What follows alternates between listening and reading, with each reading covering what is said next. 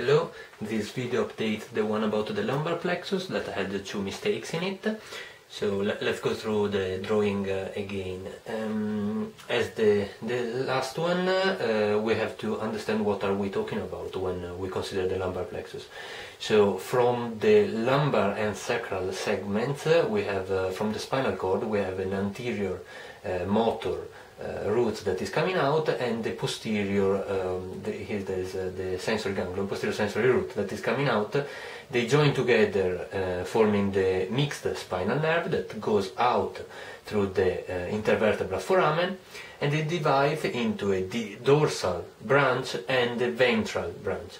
The ventral branch in this segment of the spine has again a posterior and an anterior division. When we are talking about the lumbar plexus, and when in 1 minute we will talk about the posterior and the anterior division of the lumbar plexus, we will take into consideration this part of the nerves coming out of the spinal nerves. So the first thing is to write down the root, the spinal segments that are forming the plexus. So we have all the 5 lumbar vertebrae, L1, 2, 3, 4, 5, and then the first 3 sacral vertebrae. Okay? Then from here, just as a rule of thumb, first of all we can add what we consider the anterior and the posterior division. So here we have the posterior division and here we have the anterior division. Now we add, as a rule of thumb, we add the small branches first, and then we will complete it with the big, what we know more. We are more likely to remember the big branches. So the small branches, for the cranial part of the plexus, we have 2 nerves coming out from here, one from here, and one L2, L3. So L1 we have ilio-hypogastric, we have ilio-inguinal, we have genitofemoral coming out from L1, L2, and then we have the lateral cutaneous nerve of the thigh, or the lateral cutaneous femoral nerve from L2 and L3. This is the cranial part of the plexus. Now we add the small branches for the caudal part, that we see now that they have a fairly symmetrical distribution of roots. So we have from L4, L5 and L1, 1, 2 and 3, and then just 1 down, and 3, and then only S1 and S2. 1, 2 and 3 on this side, 1, 2 and 3, and then 1 and 2.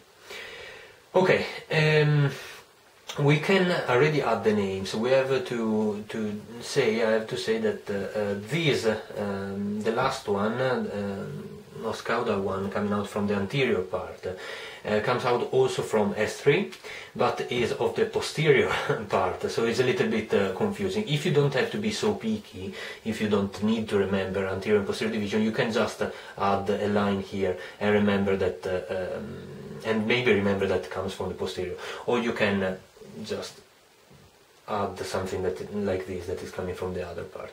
So just add the name. We have the nerve 2 quadratus femoris on this side, we have the nerve 2 obturator internus, and then of course the innervate also inferior and superior gemellus, and then we have the posterior cutaneous nerve of the thigh, posterior cutaneous femoral nerve, and then on this side instead of the posterior we have the superior gluteal nerve, medius minimus gluteal and TFL, and then we have the inferior gluteal nerve, gluteal max, and the nerve 2 piriformis. Yes? Okay, easy. We have anterior and posterior part of all the little branches, and of course we consider the division on the caudal part of the plexus from L4. Now we can add the big ones. So for the superior part of the plexus, the cranial part of the plexus, we have 2 two main nerves that are coming from the same 3 segments, as L3 and L4. We can add it just like this, and we have, these are the obturators, of course, obturator nerve and femoral nerve. Then instead on the inferior part of the plexus we have the sciatic nerve. At this stage we can already divide the sciatic nerve into tibial nerve and the common peroneal nerve, common fibular nerve. The tibial nerve arises from L4 down to S3.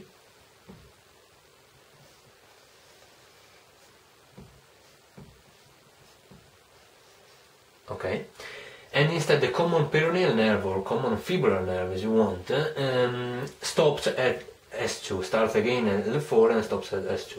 Now the way to remember it, what you draw on this side, because now you can't say that is all what arises from this side, from the anterior division, but what you draw on this side stops at S3, and what you instead write on the name on this side finishes at S2. So on this side you just... Okay, so it's quite straightforward, it's quite easy. You can use the symmetrical distribution of the little branches, of the small branches of the caudal part of the plexus, and you can add the main nerves at the end. Thank you.